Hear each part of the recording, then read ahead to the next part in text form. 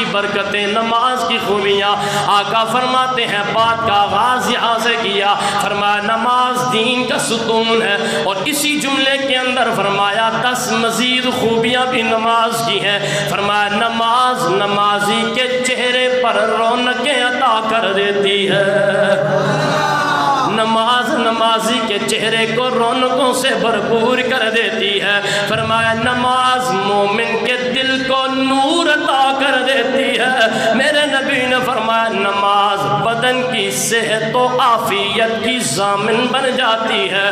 آج بھی دیکھ لو یار، مسجدیں خالی نظر آئیں گی، ہسپتال بڑے بھرے نظر آئیں گے، میں سب کو نہیں لیکن ہر بندہ جانتا ہے وہی بات کہ میں جو ہوں وہ میں جانتا ہوں، آپ جو ہیں وہ آپ جانتے ہیں۔ وجہ کیا ہے؟ ہسپتالوں میں رش ہی رش نظر آ رہا ہے، مسجدیں خالی پڑی ہیں۔ اللہ کی عزت کی قسم ماننا پڑے گا، سونے نبی کی زبان سے جو بات نکلی ہے پتھر پہ لکیر کی طرح سچ ثابت ہو رہی ہے۔ آج بھی چاہتے ہو، ہر بیماری سے نجات چاہ رہے ہو، نمازی بن جاؤ، دل کو بھی نور مل جائے گا، چہرہ بھی روشن ہو جائے گا، سارا جسم صحت والا رب عطا کر دے گا۔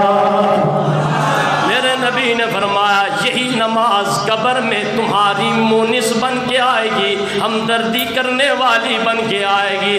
آقا نے فرمایا یہی نماز رب کی رحمت الہی کا نزول کا سبب بنے گی، یہی نماز آسمانی خیرات و برکات کا ذریعہ بن جائے گی۔ نمازی بن جاؤ، اوپر تک یار سب کو درد دل سے پیغام دے رہے ہیں، نمازی بن جاؤ، تمہیں IMF یا کسی دنیا دار کے در پہ جانے کی ضرورت نہیں۔ او یار کملی والا نبی جس امت کے نصیبے میں آیا ہو، جس نبی کے صدقے میں کائنات چل رہی ہو، جس نبی کے صدقے میں رب ساری کائنات کو پال رہا ہو، وہ نبی، اس نبی کے چاہنے والے غیروں کے در پہ جاتے نظر کیوں آ رہے ہیں؟ آقا خود فرما رہے ہیں نمازی بن جاؤ، سجدوں میں رو رو کے رب کو منا لو، تمہارے لیے آسمان کے بھی اللہ رزق والے سارے دروازے کھول دے گا۔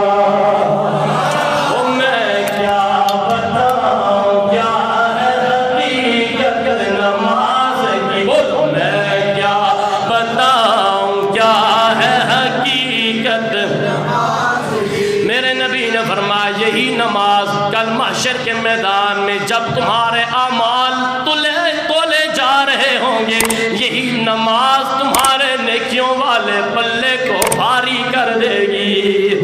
آقا فرما رہے ہیں یہی نماز جہنم کے عذاب کے لیے ڈھال بن کے آئے گی۔ آقا فرما رہے ہیں جس نے نماز پڑھنا چھوڑ دی وہ دنیا والوں گویا اس نے دین کو ڈھا دیا ہے، دین کو چھوڑ دیا ہے۔ آقا 10ویں خوبی بتا رہے ہیں جس نے نماز قائم کر لی گویا اس نے پورے مکمل دین کو قائم کر لیا ہے۔ اے مومنو سمجھ لو تم عظمت نماز